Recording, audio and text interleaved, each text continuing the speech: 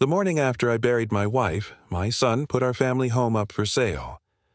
I'm Henry Caldwell, and for 36 years this house in Savannah, Georgia, was my wife, Margaret's masterpiece. Every corner was touched by her love. The white porch swing she painted by hand, the magnolias she planted to bloom each spring, the kitchen she rebuilt twice because it never felt quite right. To me, this house was her heart. To my son, Daniel, it was just real estate. He thought I'd lost my strength after Margaret died. He thought her death left me vulnerable, easy to manage, but Margaret had planned for this, every part of it. Daniel believed her passing meant a $30 million inheritance was finally his to claim.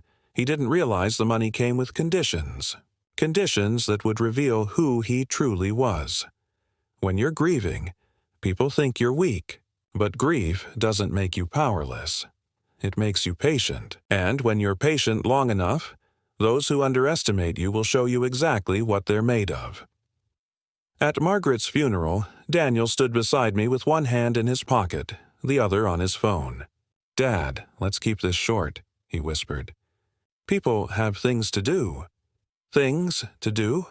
Margaret had spent her last months planning every detail of her farewell, the music, the flowers, even the scripture. She wanted peace, not haste, but Daniel kept checking his watch. "She's gone, Dad. She doesn't care about the ceremony." That should have been my warning. 2 weeks later, he started in with the suggestions. "Dad, you're almost 70. You don't need this big old house. It's time to simplify." Simplify. That was Daniel's polite word for sell. He called it a 2,100 square foot liability. Margaret called it her dream.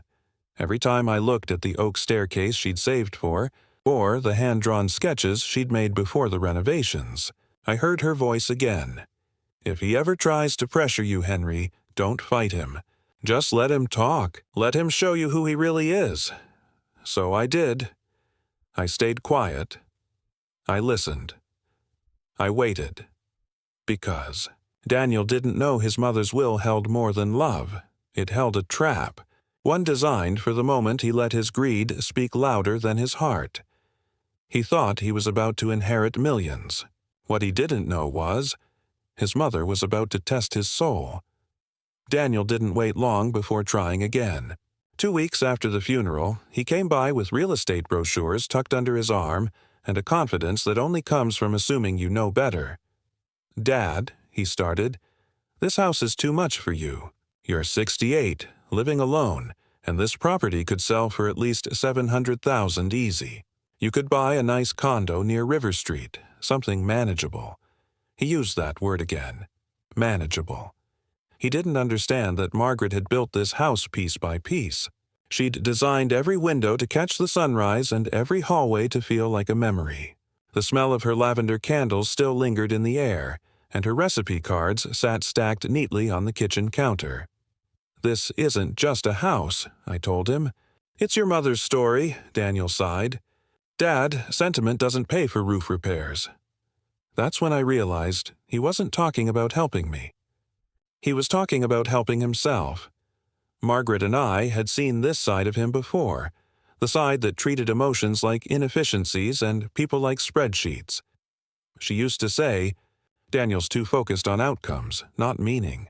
Someday, that'll hurt him." I didn't know then how right she'd be. By September, Daniel's polite suggestions turned into plans. He'd already spoken to a realtor, even estimated what I could realistically expect to pocket from the sale. "Dad," he said over lunch, "you could have a simpler life. Maybe use some of the money to travel, or, save for future care." Future care. That was his polite way of saying, "I'm planning for when you can't take care of yourself." I stayed calm. Margaret had told me, "Don't argue. Just let him think he's winning." And so I did. When he left, I went upstairs to Margaret's sewing room, the one place Daniel never entered because, as he once said, it smells like old fabric and lost time. That room still held her warmth, her journals, her hand-drawn plans. And tucked in the back of her desk drawer was something I'd never noticed before, a leather portfolio embossed with her initials. Inside were pages upon pages of notes, sketches and receipts, blueprints for this very house, her dream designs for others, and a final handwritten page titled Legacy Plan. The words stopped my breath. If Daniel forgets what this house means, he must not inherit it. This home was built from love, not greed. Protect it, Henry, even from him. I stared at that page for a long time, feeling both the ache of loss and the sharp edge of realization. Margaret hadn't just prepared for her death. She'd prepared for Daniel's choices, and I had a feeling her legacy plan wasn't just about architecture. Margaret's handwriting had warned me to protect her dream. What I didn't know yet was, she'd already found a way to do it. That night, I barely slept. Margaret's legacy plan sat open on the table beside me, her delicate handwriting now carrying the weight of a secret I didn't yet understand. She had written one more line beneath her message. If something happens to me, call attorney Samuel Rhodes. Don't let Daniel make any decisions until you do. Samuel Rhodes. I'd never heard the name before. In 36 years of marriage, Margaret had never kept a secret, or so I thought. The next morning, I brewed a pot of coffee and stared out over the backyard. The magnolia tree she planted when Daniel was born had started to lose its leaves. It felt symbolic, pieces of the past falling away. My phone buzzed. Daniel. Dad, have you thought about what I said? Janet from Gulfside Realty says listings are moving fast this month. We could get top dollar if we act now. I kept my voice calm. I'll think about it, son, he exhaled, clearly impatient. Dad, you're being emotional again. Mom would want you to be practical. I smiled faintly. He still hadn't learned what his mother really wanted. After he hung up, I found the courage to call the number Margaret had written. A man answered in a low, steady voice. Samuel Rhodes speaking. Mr. Rhodes, I began, my name is Henry Caldwell. My wife, Margaret, she left your name in her notes. There was a pause, then his tone softened. Ah, Mr. Caldwell, I've been expecting your call. Margaret told me you'd reach out once Daniel started pressing you about the house. A chill went down my spine. She said that? She was very specific, he replied. Would you be available to meet this Thursday? There are documents she wanted you to see. Privately. By Thursday morning, curiosity had turned into nervous anticipation. Samuel Rhodes's office was downtown, an old brick building near the courthouse with polished oak doors and the faint smell of tobacco and history. He greeted me with a warm handshake. Your wife was one of the most meticulous clients I ever had, he said, leading me into his office. She spent the last 4 years preparing for this moment. 4 years. That meant she'd started planning long before her health declined. Samuel set a thick binder on his desk, labeled Caldwell Family Trust. My hands went cold. Your wife placed all shared assets into this trust, he explained. The house, the savings, the investments, everything. I frowned. What investments? We lived paycheck to paycheck. Samuel opened the folder to a balance sheet. I saw numbers I didn't understand at first. Then my heart skipped. 29,472,638. I leaned back, dizzy. That can't be right. Margaret inherited shares from her father's shipping company, Samuel said gently. She quietly grew that wealth over decades.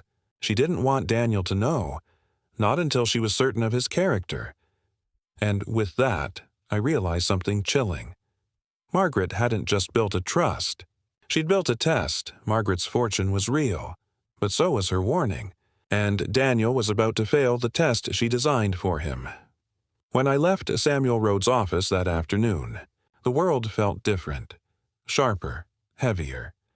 The trust papers rested on the passenger seat beside me like a ticking clock. $29 million.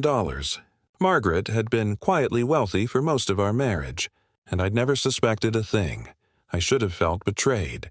Instead, I felt proud. She had built a plan so thoughtful, so protective, that even in death, she was still looking out for me. On the drive home through downtown Savannah, the sun broke through the clouds, lighting up the moss-draped oaks. It felt like Margaret was there, reminding me to stay calm, to stay patient, When I pulled into the driveway, Daniel's car was already parked out front. He was leaning against his silver BMW, sunglasses on, holding 2 coffees like some kind of peace offering. "Dad," he said, smiling too wide. "I figured we could go over a few options together. Janet says she's got a couple buyers who might offer above asking." I took the cup, though my stomach turned. "Above asking, huh?" He nodded eagerly. "Yep. We could get close to $750 if we list before the end of the month. That's smart timing, Dad. Really smart." I just smiled. He thought he was running a deal. He didn't realize I already knew the rules of the game, and the game wasn't his. "Your mother would have liked that," I said softly. "Smart timing," he grinned, thinking he'd won a small victory. "Exactly. Mom would want you secure, not tied to some old house. She'd want you free." I almost laughed. Free? Margaret's definition of freedom had been family, not liquidation. That night I went to her study again. The old clock on the wall ticked like it knew something was coming. I took out her portfolio and reread her words. Don't fight him. Let him speak. Let him act. Let him show his heart. And so I did exactly that. Over the next week, Daniel turned into a salesman. He called twice a day, emailed listings, and even set up a preliminary consultation with the real estate agent, all without asking me. "Dad, you'll thank me later," he said, his voice smooth but impatient. "You're not thinking rationally right now. You're grieving. I'm just trying to help you make the right choices." He thought I was weak, and that was his first mistake, because the weaker he thought I was, the more reckless he became. By Friday, he'd already scheduled a photographer to take listing pictures, just to get the process moving, he said, and that's when I called Samuel Rhodes. "Let him move forward," I told the lawyer. Samuel paused. "Are you sure, Mr. Caldwell? He'll dig himself deep. That's exactly the point, because Margaret had built this trust, not just to protect her money, but to reveal her son's soul. And I was going to let him reveal every inch of it, and thought he was getting ready to sell a house. He didn't know he was about to sell his own integrity, piece by piece. By the next Monday, Daniel had turned my home, Margaret's home, into a project. He arrived early, dressed in a tailored gray suit, carrying a clipboard and a sense of ownership that made my stomach tighten. "Dad," he said briskly, "I brought Janet and her team. They'll do a walkthrough today. We'll keep things simple." I stepped aside, letting them in. If Margaret had taught me anything, it was that stillness can be more powerful than resistance. Janet Morrison was polite enough. Sharp blazer, short hair, voice like a business podcast. "This is a lovely property. Mr. Caldwell," she said, scanning the living room. "Solid bones, good natural light. Of course, we'd need to declutter a bit. Make it more neutral." Neutral? She was talking about taking down the photos on the mantel, the ones of Margaret's garden parties, of Daniel's graduation, of our 35th wedding anniversary. "Neutral?" I asked quietly. Janet smiled awkwardly. "Buyers like to imagine their own lives here." Her assistant started taking measurements. Another woman pointed out that the kitchen would photograph better with modern accents. Daniel chimed in, hands in his pockets, pretending to sound professional. "Yeah, I told Dad the same thing. It's a little outdated. Good layout, but it needs vision." Vision. Margaret had vision long before he ever understood the meaning of the word. I stood there, watching them discuss colors, flooring, and market trends. Every sentence felt like an insult disguised as expertise. But I stayed calm. Because while they measured walls, I was measuring character. By late afternoon, the crew packed up. Janet turned to me. "Mr. Caldwell, we'll have a photographer here Saturday morning. Once we get the photos, we can list by Tuesday." "List away," I said softly. Daniel's face lit up. "See, Dad, this isn't so hard. You're finally thinking practically." "Sure, son," I said. Practically, after they left, I sat alone in the kitchen, Margaret's kitchen, the one she'd remodeled twice because she wanted a space that felt like warmth, Her ceramic teapot was still on the stove, untouched since the day before her last hospital visit, and for the first time, I spoke out loud to her photo on the fridge. "You were right, sweetheart." He never understood what he's standing in. That night, I called Samuel Rhodes again. "Everything's in motion," I told him. "Good," he said. "Let him believe he's winning. The contract he's drafting will be legally void anyway. The property is protected under the trust." "Margaret thought of everything," I murmured. Samuel chuckled softly. "Oh, you haven't seen everything yet, Mr. Caldwell. She made sure when the truth comes out, he won't be the only one watching." I frowned. "What do you mean?" "You'll see. Let him keep digging." As I hung up, the evening light poured through the window, catching the dust in golden streams, like the house itself was holding its breath. Daniel thought he was preparing the house for sale. He didn't know the house was already preparing for his reckoning. Saturday morning came with the hum of tires on gravel. I looked out the front window to see Janet Morrison's silver Mercedes roll up behind Daniel's BMW. Behind them came a young photographer, camera bag slung over his shoulder, full of the energy that belongs to people who think they're capturing progress. Daniel stepped out first. Crisp shirt, polished shoes, fake smile. He looked like a man walking into success, not into his own undoing. "Morning, Dad," he called cheerfully. "Big day. We're finally getting those listing photos." "Finally." I opened the door and nodded. "Margaret would have wanted the house looking its best." He missed the tone. "Exactly. We're honoring her by moving forward." Moving forward. That was Daniel's favorite phrase for erasing the past. They started with the living room. Janet directed like she owned the place. "Let's move that chair closer to the window. Pull down the family photos. Maybe lose that old quilt." That old quilt was the one Margaret had stitched during chemo. Every patch told a story. Vacations, birthdays, the day Daniel left for college. But I said nothing. I watched. The photographer crouched, snapped, adjusted lighting. "This space has potential," he said. Daniel nodded eagerly. "Yeah, my mom had good taste, but it's dated. Buyers will want something fresher." "Dated?" He said it so casually, like her memory was a color scheme that had gone out of style. They moved into the kitchen next. Janet smiled. "Nice bones. You could open this up easily. Knock down that wall and add an island." That wall was the one Margaret refused to remove. She liked a bit of separation between cooking and dining. "Keeps things personal," she'd said. Daniel's voice carried through the house. "We'll list Tuesday, Janet. Let's move fast before the market cools."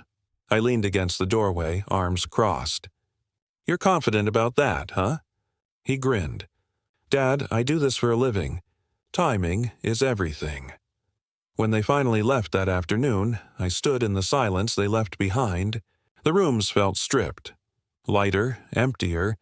Even the air seemed offended. Then my phone buzzed. A text from Daniel. "Great progress today. Proud of you for finally being practical. Love you, Dad. Love me." He said it like a strategy.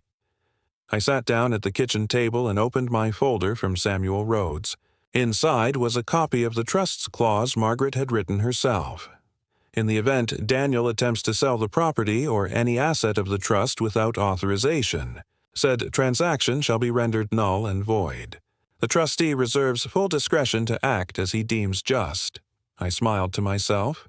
Margaret's pen had been sharper than any lawyer's, and as the evening light turned gold over the magnolia trees, I poured myself a glass of sweet tea and whispered, "You saw this coming, didn't you, Maggie?"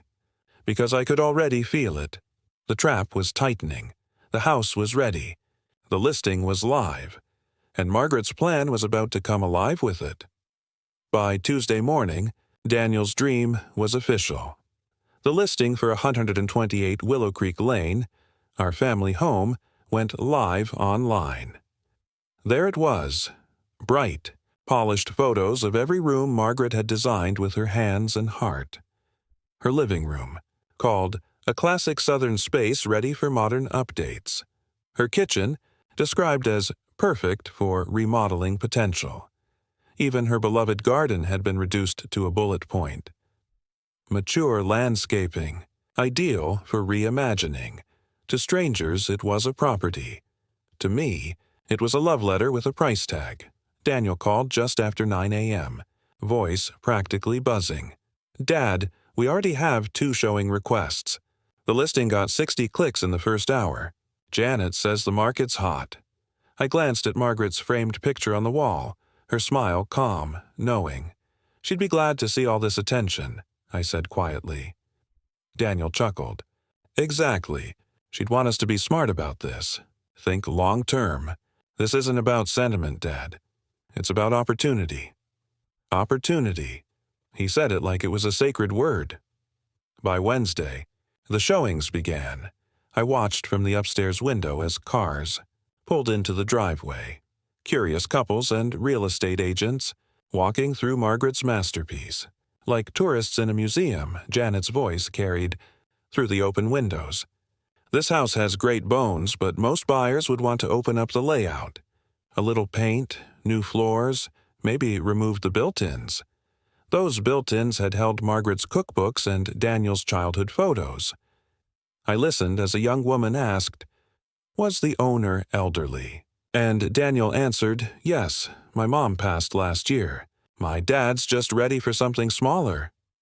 Just ready, like I'd been waiting for this moment. That night I got a call from Samuel Rhodes. "Mr. Caldwell, it started, hasn't it?" "It has," I said. "He's already setting up potential offers." Samuel's tone turned thoughtful. "Then it's time for the next step." Margaret wanted this handled carefully. She arranged for certain people to be notified when the transaction reaches closing. "What kind of people?" I asked. He paused, his voice carrying the faintest smile. "Let's just say, people Daniel respects. Friends from his firm, maybe a mentor or 2. She wanted witnesses, Henry. She wanted his reckoning seen." That was so like her. Graceful even in justice. "Are we close?" I asked. "Very," Samuel said. "But don't interfere. Let him get comfortable. When he believes he's untouchable, that's when truth hits hardest." After we hung up, I stepped out onto the porch. The evening was quiet, just the sound of cicadas and the slow creak of Margaret's porch swing. I thought about her final words to me in the hospital. Promise. Me, you'll let patience do the talking, so I waited, because patience and love were the last gifts she'd left me. By the end of that week, Daniel would have buyers, a closing date, and no idea that every signature he gathered was already meaningless.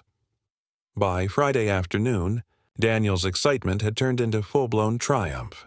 He showed up unannounced, walking through the front door like he still owned the place.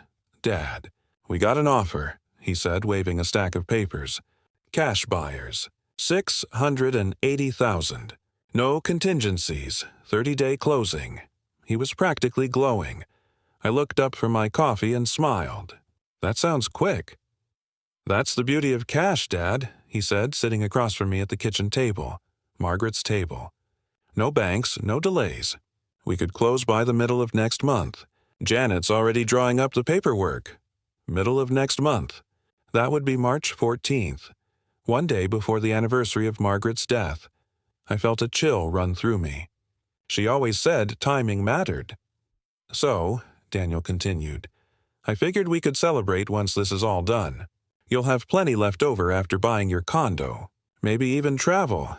Mom always wanted you to see Charleston." I took a long breath, studying him. He spoke with such certainty as if the home spirit, the memories, the laughter, all of it could be bought out with a closing check. "You've got everything figured out, don't you, son?" I said quietly. He smiled, proud. "That's why you have me. You've worked hard all your life, Dad. Let me handle the details now." Handle the details. I thought about Margaret's final note. "Don't fight him. Henry, just watch him handle himself." And so I did. The weekend passed in a blur of phone calls, emails, and real estate jargon. Daniel treated the process like a corporate merger, all precision and profit. Janet texted me updates I didn't respond to. The buyers, a young couple from Atlanta, We're already excited about modernizing the house. Every word, modernizing, renovating, opening up, felt like a knife.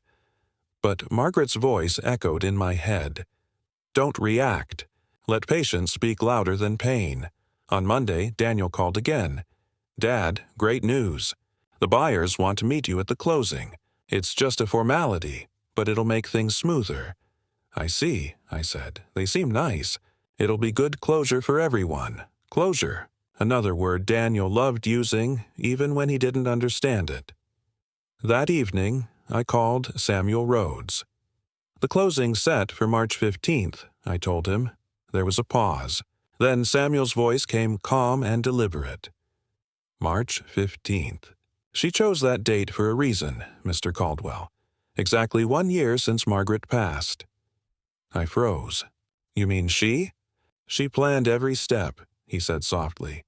She wanted you there, and she wanted Daniel to be seen for who he really is. My hand trembled as I held the phone. She really thought of everything, didn't she? Yes, Samuel replied. And now, it's your turn to trust her plan.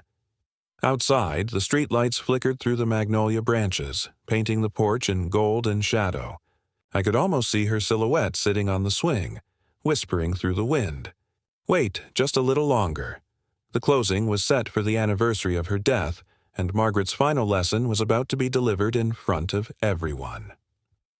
March 15th arrived clear and cool, the kind of morning Margaret used to call honest weather, 1 year to the day since I held her hand for the last time, and now I was driving to a title office to watch our son sell the home she'd built with her heart. Life has a way of circling back to the places that define you. Daniel pulled up outside my house at 9 sharp, wearing his best navy suit, smelling of confidence and cologne. Big day. Dad, he said, smiling. By lunchtime, you'll have $680,000 in your account and a new start ahead of you. A new start. He said it like a sales pitch. As we drove downtown, he talked about numbers, logistics, even mentioned visiting me. Once the condo paperwork was done, he didn't notice how quiet I was. Downtown Savannah gleamed in the sunlight. Cobblestone streets, live oaks arching over the roads like guardians of old secrets. The title company sat on the corner of East Liberty Street, one of those old brick buildings restored with too much polish and too little soul. Inside, everything smelled faintly of lemon polish and paper. The buyers, the young couple from Atlanta, were already there, all bright smiles and renovation dreams. The agent, Janet Morrison, looked relieved. Clipboard in hand, Mr. Caldwell, she said cheerfully. We're finally here. Daniel gave her a wink. Let's make it official.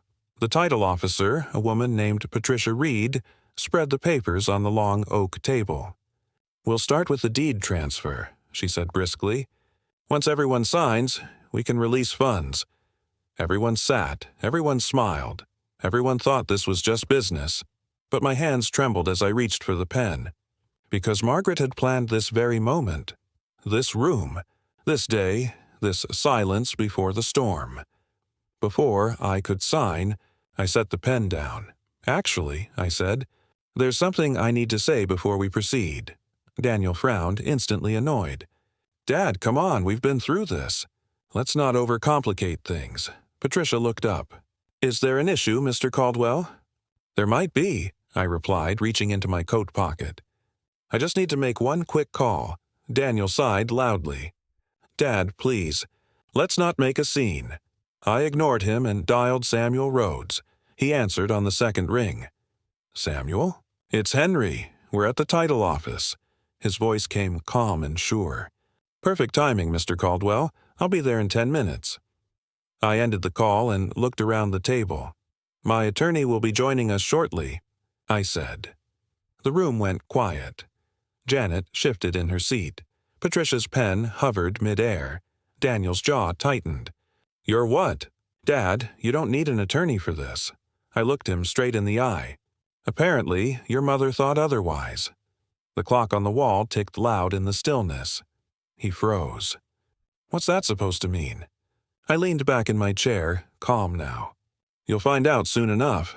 Outside, through the window, I saw the reflection of the magnolia trees swaying gently in the morning breeze, and for the first time in a year, I felt like Margaret was right there beside me. 10 minutes from now, Samuel Rhodes would walk through that door, and Daniel's world would never look the same again. The conference room went still, the kind of silence that hums louder than sound. Daniel's foot tapped under the table, his nerves disguised as impatience. "Dad, what's going on?" he whispered sharply. I didn't answer. I was watching the clock. At 10:12 a.m., the door opened. In walked Samuel Rhodes, calm, crisp gray suit, leather briefcase in hand. His presence carried weight, the kind that makes people instinctively sit straighter. "Good morning," he said evenly. "I'm Samuel Rhodes, legal counsel for the Caldwell Family Trust." The word hung in the air like thunder. Daniel blinked. "Trust? What trust?" Samuel gave a polite nod. "Perhaps I should explain." He set his briefcase on the table, opened it with deliberate precision, and drew out a thick folder. Mrs. Margaret Caldwell established this trust in 2019. It holds all marital assets, including this home and several additional properties. Daniel laughed nervously. "You must be mistaken. There's no trust. My mother wasn't." Samuel unfolded the first document. "The Caldwell Family Trust," he said, sliding the paper forward, "valued at $34,620,000. The words crashed through the room. Janet gasped. Patricia Reed froze mid-motion. The young couple's smiles disappeared. Daniel's mouth opened, but no words came. Samuel continued, calm as ever. "Mr. Caldwell here is the sole trustee and beneficiary. All assets remain under his discretion." Daniel stood up so fast his chair scraped the floor. "That's not possible. You're lying." Samuel set down several bank statements, the pages filled with numbers that glittered like confessions. "Your mother inherited a textile manufacturing company from her parents," he said. "She quietly expanded her holdings over 3 decades. She was, in every sense of the word, a remarkably prudent investor." Daniel's face went pale. "You mean, all this time?" I finally spoke. "All this time your mother trusted me to protect what mattered. Not the money, the meaning behind it." He shook his head. "But the sale," Samuel interrupted, "cannot proceed. This property is trust-owned. You have no legal authority to sell or transfer it. Therefore, this transaction is void." Janet's clipboard slipped from her hands and hit the floor. The young couple exchanged uneasy glances. Patricia exhaled slowly. Then this closing. "Over," Samuel said simply. The weight of silence returned, heavier this time. Daniel slumped into his chair. "Why would she hide this from me?" Samuel looked at him with quiet empathy. "Because she wanted to see who you'd become when you believed she'd left you nothing." Daniel's eyes filled with panic. "So this was all a test?" I nodded. "And you've just shown her exactly what she feared." He turned to me, desperate now. "Dad, I didn't mean—" "Intentions don't rebuild respect, son," I said softly. "Your mother knew that better than anyone." Daniel's voice cracked. "Does this mean I lose everything?" Samuel closed the folder gently. "That depends entirely on your father, and whether he believes you've learned anything at all." Outside, a gust of wind brushed the window, the magnolias swaying in quiet witness. For a long time, nobody spoke. Then I stood up, sliding the unsigned deed back across the table. "This house," I said, "stays where it belongs." But what Daniel didn't know yet was that Margaret had left one last message. A message meant only for him. For a long while after Samuel closed the file, no one moved. It was like the air itself had frozen. Heavy with disbelief, Daniel sat slumped forward, staring at the table, at the unsigned deed that had just become meaningless. The young couple whispered apologies to Janet, then quietly gathered their things. Patricia Reed, the title officer, began stacking papers she'd never file. In less than 10 minutes, what was supposed to be a celebration had turned into a courtroom of reckoning. When the door finally shut behind the others, Daniel looked at me. His voice was small now. "Dad, I can fix this. I'll apologize to everyone. I didn't know." "You didn't want to know," I said quietly. "Your mother gave you every chance to see what mattered. You just never looked beyond the numbers." He buried his face in his hands. "I thought I was helping you." "No," I said. "You were managing me. There's a difference." He flinched, like the words hit harder than he expected.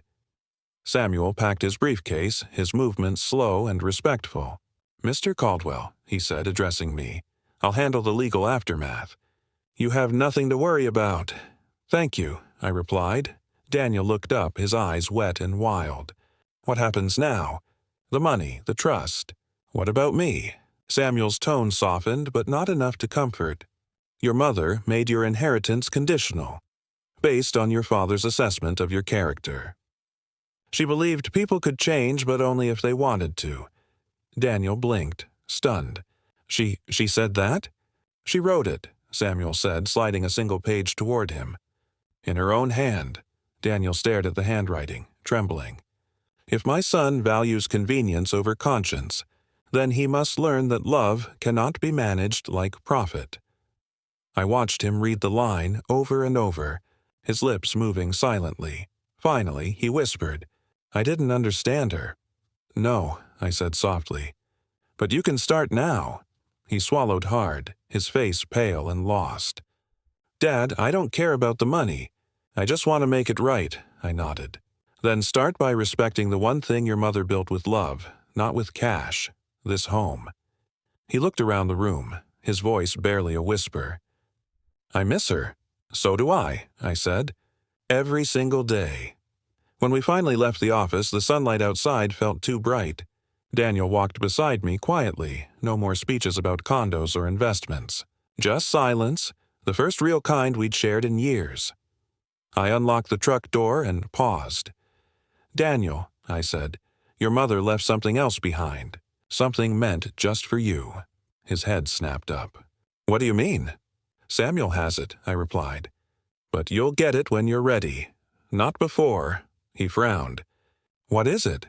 I started the engine, staring out at the rows of magnolias swaying in the wind. "You'll know," I said, "when you've earned the right to listen." Because Margaret's final message wasn't about money, it was about redemption. And Daniel had no idea what it would demand from him next. In the days that followed, silence settled over everything like dust after a storm. Daniel didn't call. He didn't visit. And for the first time in months, the house felt peaceful again. Not because the air was lighter, but because it had stopped vibrating with his urgency. But peace and silence aren't the same thing. Silence can still whisper truths. By Wednesday, the phone started ringing again. But this time, the calls weren't from Daniel. First came Janet Morrison, the real estate agent. "Mr. Caldwell, I just wanted to apologize," she said over the line. "I should have confirmed ownership before listing. Daniel told me everything was in his name." I sighed softly. "He believed that himself." "I understand the buyers have hired a lawyer," she added nervously. "They're demanding reimbursement for expenses, inspections, appraisals, design fees." "How much?" "About $11,000. I thanked her and told her I'd let Daniel know. Janet hesitated, then said, "For what it's worth, sir." "Your wife must have been a remarkable woman. That house feels like a story someone loved enough to live in." Her words stayed with me long after we hung up. That evening, Daniel finally called. His voice was thin, tired, stripped of the confidence that once filled every word. "Dad, I heard about the buyer's lawsuit," he said. "I'll take care of it. With what money?" I asked gently. He was silent. His fancy sedan had already been repossessed. The new condo lease had collapsed after his financing fell through. His job had started cutting hours, and friends who once laughed at his jokes stopped returning his calls. Actions have a way of echoing. By the weekend, word had spread through our small southern town. People at church whispered about the Caldwell affair. The neighbors, who used to admire Daniel's ambition, now lowered their voices when his name came up. On Sunday morning, Helen Carter, our next-door neighbor, stopped by with a covered dish. "Brought you some peach cobbler," she said softly. "And I just wanted to ask, is it true? About the sale? About Daniel?" I smiled faintly. "It's complicated," Helen sighed.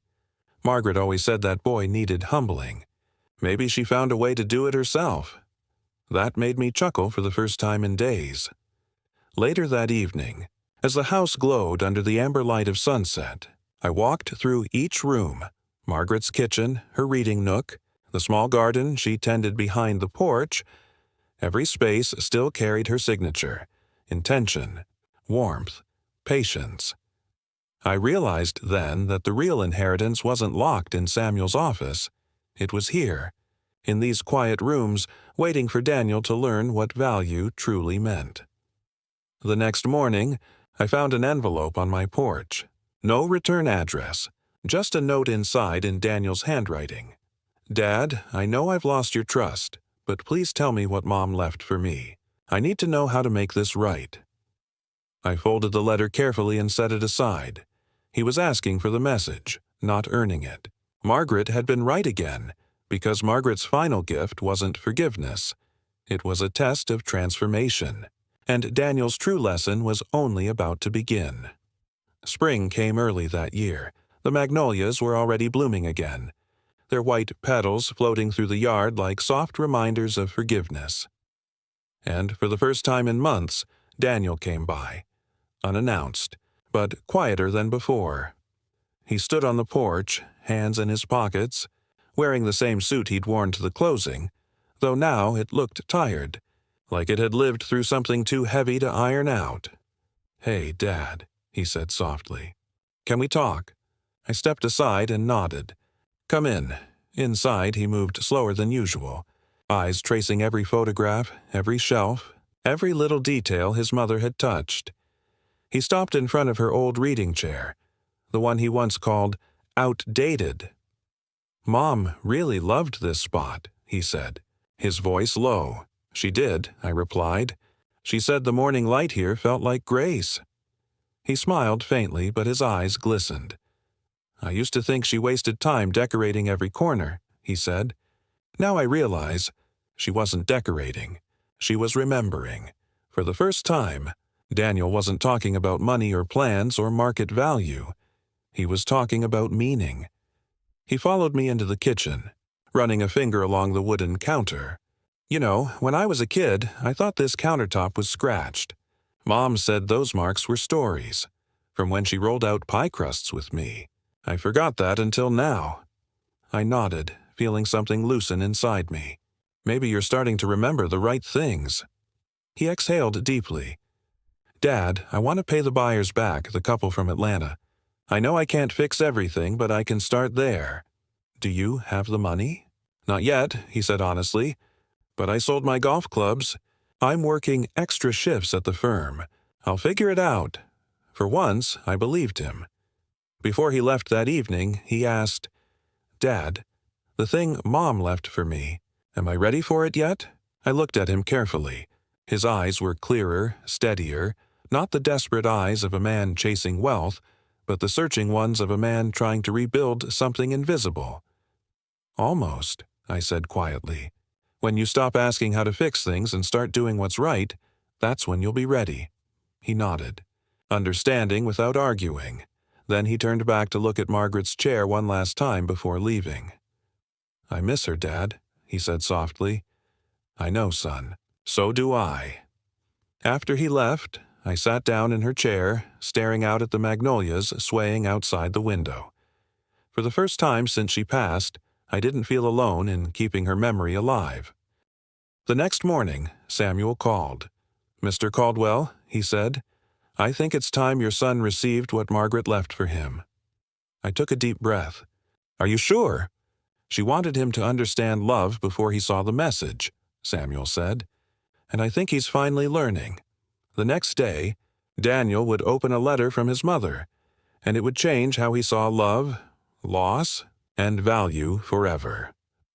It was a quiet Thursday morning when Samuel arrived at my house again, carrying a small wooden box. He placed it on the kitchen table. the same one where Margaret used to serve peach pie on summer evenings. "This was meant for Daniel," he said softly. "She recorded it the month before she passed. The box wasn't locked. Inside was a single USB drive and a handwritten letter sealed in a white envelope." Samuel nodded once. "She asked that you give this to him when you believed he was ready." I held the envelope in my hands for a long time, tracing the curve of her handwriting. Still so familiar it hurt. Then I called Daniel. When he arrived, he didn't rush in this time. He stood at the door for a moment, like he needed permission to cross the threshold. "Is this it?" he asked quietly, seeing the box on the table. I nodded. "It's from your mother." He sat down, his hands trembling. I pushed the box toward him. "Go ahead," he opened the letter first.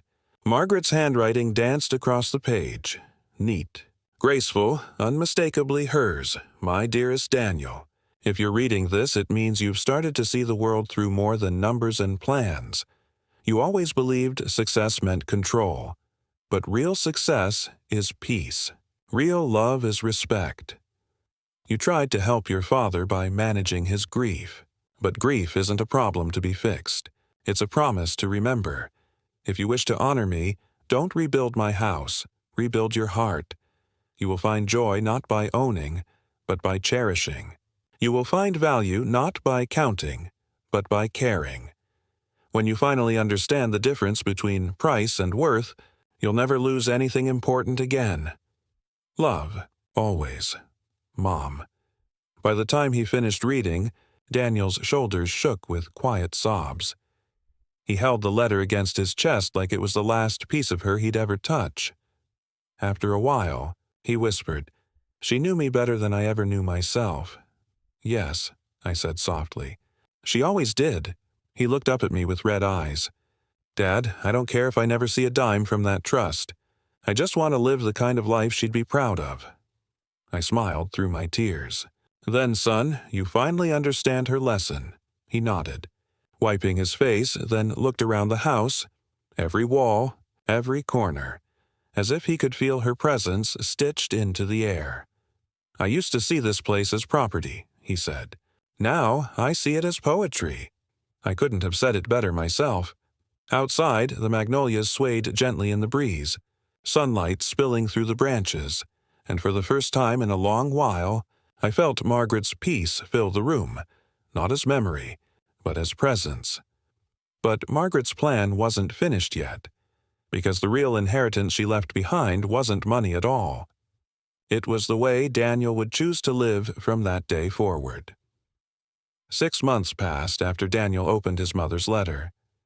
The seasons rolled forward quietly, summer slipping into the soft warmth of fall. The magnolias had shed their blossoms, but somehow the yard still looked alive, like Margaret's love had rooted itself deep into the soil. Daniel visited every Sunday now. No more suits, no more business talk, just simple shirts, easy laughter, and stories about the small lessons he was learning. He'd sold the last of his luxury things, the watch, the golf set, the leased car, and replaced them with something rarer, contentment.